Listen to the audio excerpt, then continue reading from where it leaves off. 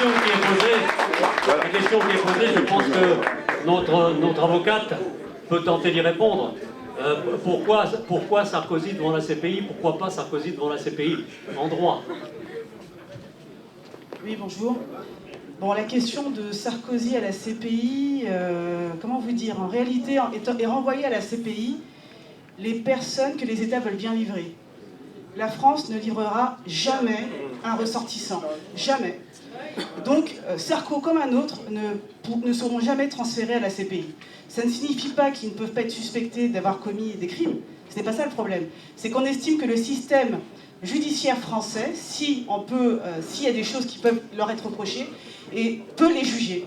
Donc, la France ne livrera jamais ses ressortissants. On parlait des États-Unis, c'est à peu près la même chose. Mieux, les États-Unis ont même fait voter une loi qui indique qu'ils peuvent venir rechercher par tous les moyens nécessaires, même militaires, tout ressortissant américain qui serait détenu à la CPI. Donc tout est une question de rapport de force en réalité. Donc je pense qu'il ne faut pas regarder la chose en termes de... la justice est une chose, le système judiciaire en est un autre. Et la justice avec un grand J ne rend pas forcément des décisions justes. Tout dépend si la justice fait du politique ou qui rend tout simplement la justice.